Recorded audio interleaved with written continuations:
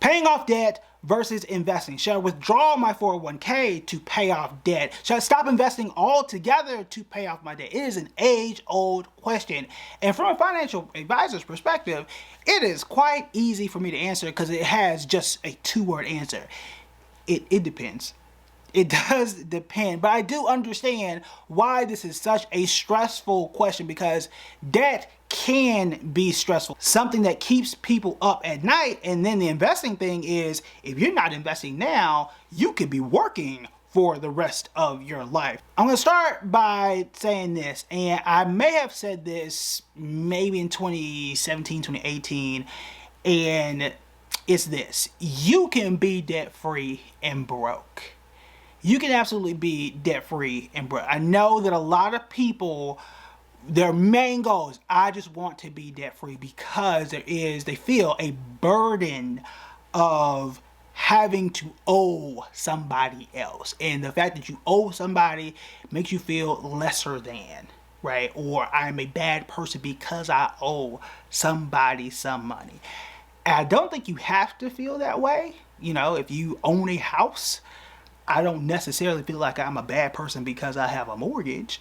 Because I have student loans, I don't necessarily feel like I am a bad person because I swipe my credit card and I pay it before I owe interest, right? Just because I swipe the credit card doesn't mean I'm a bad person. I'm paying those things on time. Now, that's a difference if I'm purposely not paying those people back. That's a different thing. But just because you have the debt doesn't necessarily make you a terrible person. Now, I'm going to say this, and I'm also explaining it, but hear me out. You can be debt-free and broke. There are a lot of people who say my ultimate goal is to be debt-free. I don't want to owe nobody ever. And there is a relief in that. However, if you have no assets, you are also going to have to work for the rest of your life, because retirement and financial freedom is only achieved when you have enough in assets that pay for your lifestyle. When I am done working, what is going to pay the bills? Because I'm still going to have electricity. I'm still going to have some healthcare expenses when I want to go to the doctor. You know, I said utilities already, food. I still want to go to vacation when I'm in my old age. What is paying for that? Because I ain't going to work. I'm not going to work. The only way I can have those things is by investing in some sort of assets. You choose what those assets are going to be. If it's going to be rental properties, the stock market, what have you. You have to have some assets. But if I'm not investing in those assets now so that they can grow for 20, 30, 40, 50 years, because I took all that time to pay off my debt now, which is admirable to do, I only got but so many years. So how am I going to balance those things? And I'll also say this as well. And then usually I don't want to sell off those assets to pay off the debt, because again, to hit that financial freedom at whatever point, I'm gonna need those assets down the line. And I only have but so much time here on that earth. The longer I have for that compounding interest to grow, the more I'm going to have in my old age. But if I sold it at 30, I'm not going to have it at 50. I'm not going to have it at 60. It's not going to have that time to grow.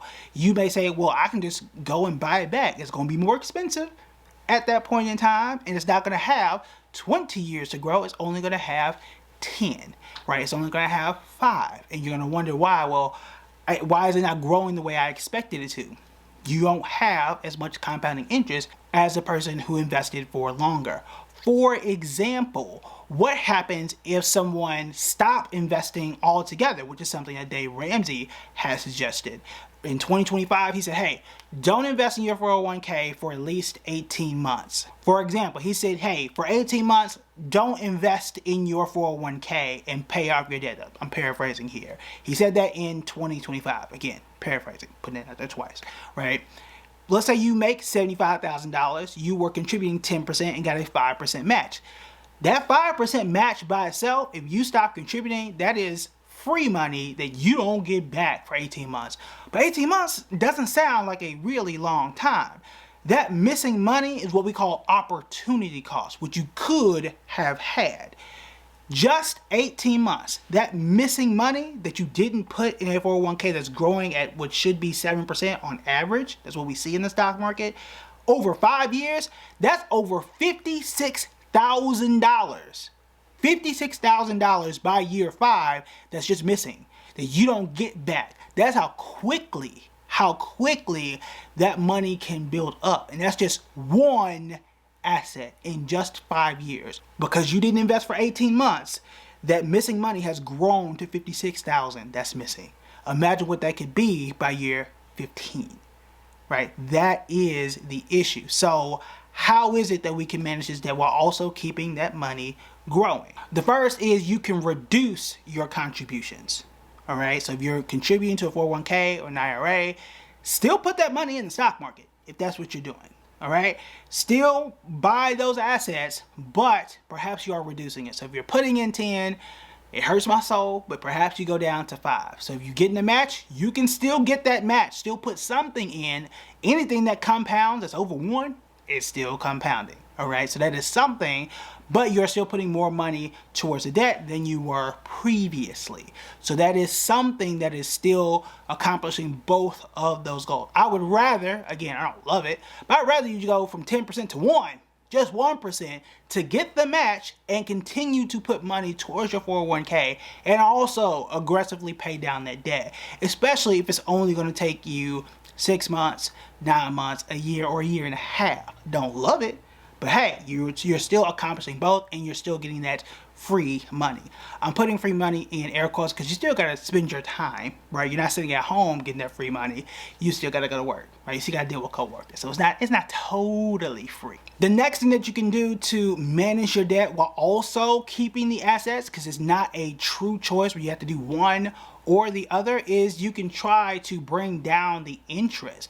If you are dealing with credit card debt and it's 22, 23, 24% interest, what if we could just bring it down to, I don't know, 10 or 8%?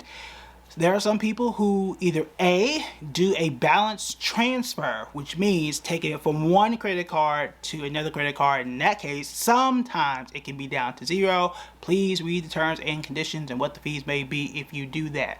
Also, I never recommend doing that unless you have your spending habits in control. Okay? Go back and replay the last 90 seconds if you need to. Go back and replay the last 90 seconds if you need to. Because if you don't have your spending habits in control, do not open another credit card. Don't do that. This is something I have done in the past to go and finance things on my deck and things on the house. Because if I can get a 0% interest loan for 18 months, right, I can just pay it down on my own time and make sure I'm never paying the interest. If you have, let's say, $8,000 in credit card debt paying 24%, you can slide it over to a brand new card, pay little to no fees, and it's at 0% for 18 months. Sure is easier to pay it off than paying 22%. And it might be a whole lot better to do if I don't have to sell my 401k to do it, if I don't have to take out of my own savings to do so. We got options here when it comes to that. I can't go back in the past and invest in Google from 2004. I can't go back in the past and invest in whatever stock since the pandemic to now. You cannot go back in time and do that, but you do have options with debt. There are also people who go back and get a personal loan to consolidate their credit card debt under one loan at a much lower rate. Again, you need to make sure that you understand what your spending habits are and that you're not going out and then consistently spending up the credit card bill after that. So have your spending habits under control, but going from 24% to 8% can be very beneficial to you, and then you can pay that off a lot easier. I would rather do that than, again, selling out of my 401k, paying an early penalty, paying taxes. Now I'm hurting myself in the future just to pay off debt today and then starting from 0 or starting behind. And then you can also try and increase your income by doing as a side hustle. There are some people that I have worked with that have said, hey, what if I go and do Uber for 18 months? What if I go and do, coach basketball or become a referee for a season or 2 and take that cash and throw it all at my debt for a certain amount of time?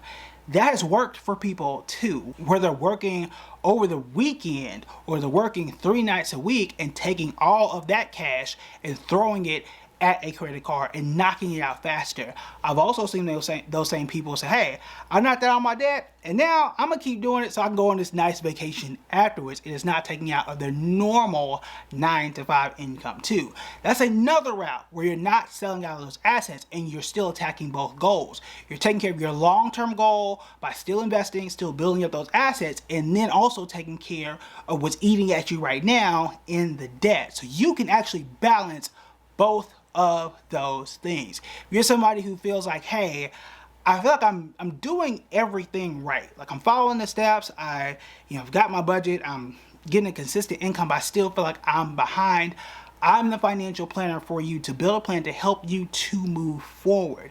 We can talk one-on-one at buildingbread.com/call Kev. Also, if you want to learn more about the stock market, more about finance and everything in between, you can check out these videos right here.